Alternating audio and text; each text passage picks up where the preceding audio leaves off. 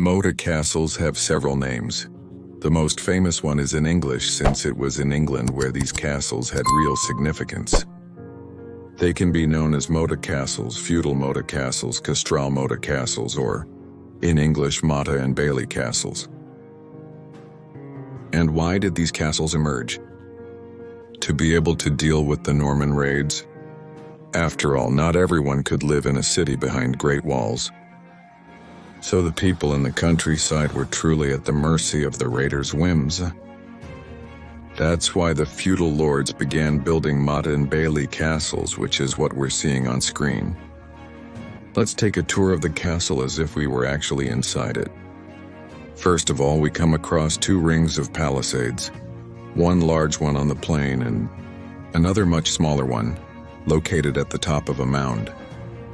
The one higher up is called the Motte, and we'll see it later, and the one below is called the Bailey in English. I haven't found a translation for this term, most likely because this type of castle was unknown in Spain, except perhaps in the Pyrenees area, if some Frankish feudal lord brought it over. Let's look at the Bailey. We can see that there's a large moat around the palisades. This is a barrier against charging enemies from the start. Well, right. When they arrive, When they reach it, they have to slow down to avoid falling and getting hurt. Also, the moats could be filled with stakes, so if they went too fast, they could fall on one and lose their life. The moats were at least 2 meters deep, and as for the maximum, well, there wasn't one. After all, the deeper it is, the harder it will be for attackers to get out of it, and the longer they'll be at the mercy of the defenders' projectiles. But let's say the depth was between 2 and 4 meters. If you look closely, what surrounds the Bailey is a wooden palisade.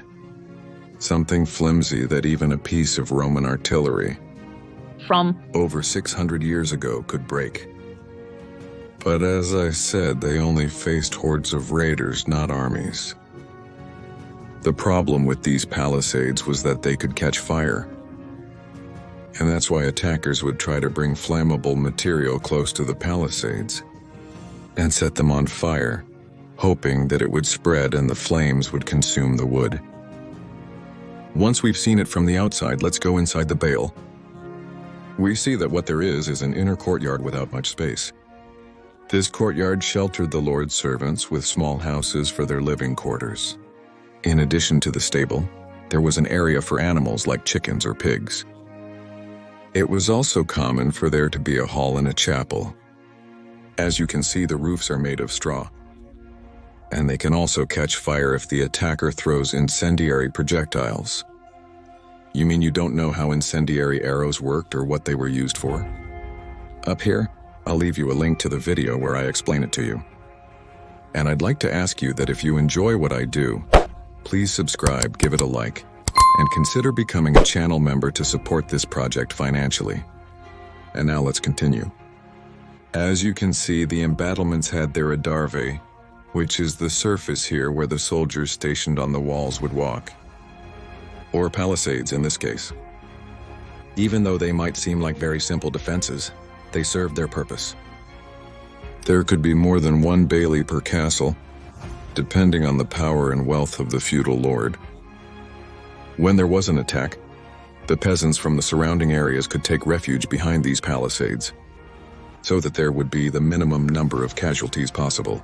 After all, they were the hunters, gatherers, farmers, and herders of the region, and nobody wanted them to die. If the defenses were breached and it seemed there was no way to seal the gap, the order was given to abandon the Bailey and retreat to the Motte. And what is the Motte? The Motte is where the feudal lord lived. It consists of a tall, large tower originally made of wood, surrounded by a second palisade. The Motte was located on top of a hill, which was often artificial and had been built using the earth that was dug out when creating the moat. The fact that it was elevated made it extremely difficult for attackers to lay siege. In addition, the slope was very steep, which caused the enemy to arrive at the top already exhausted. Could this Motte be surrounded by its own moat or not? Normally, yes. The motte could be located at a height above the bailey, ranging from 4.5 to 9 meters. Although it's difficult to give a specific figure, since the entire initial structure was made of wood and after 1,000 years, erosion also affected the mound.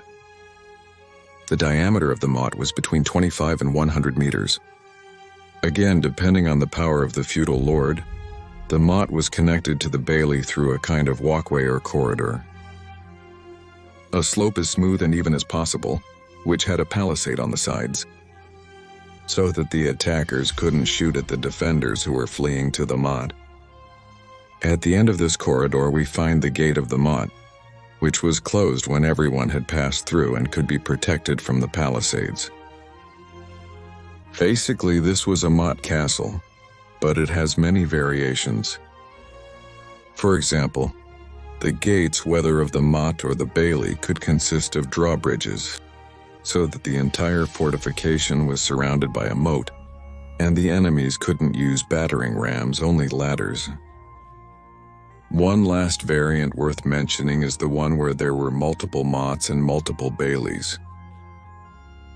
Let's now look at the advantages of this castle and why it spread so quickly throughout England. Basically, it was a very, very cheap fortification. Why? Mainly because it didn't need stone. Everything was made of wood. Therefore, there was no need to transport stone from distant quarries, nor was there any need for an expert to carve the stone to build a wall. Anyone could pick up a saw or an axe, cut down a tree, and drive it into the ground, starting the palisade. The moat doesn't require much skill either. Just dig and that's it. Another advantage was the time. In a matter of weeks, the castle could be finished, which is very beneficial for newly conquered lands. As an example of the advantage of everything being made of wood and earth, and how beneficial it is to build quickly, we have the Roman camps, which you can learn about by clicking the link shown on the screen. In a matter of hours, they had a large fortified camp made of earth and wood. And I ask you, if it had such good value for money, if it was so quick to build and so cheap, why wasn't it done in the peninsula by a kingdom of Asturias that was very poor in its beginnings?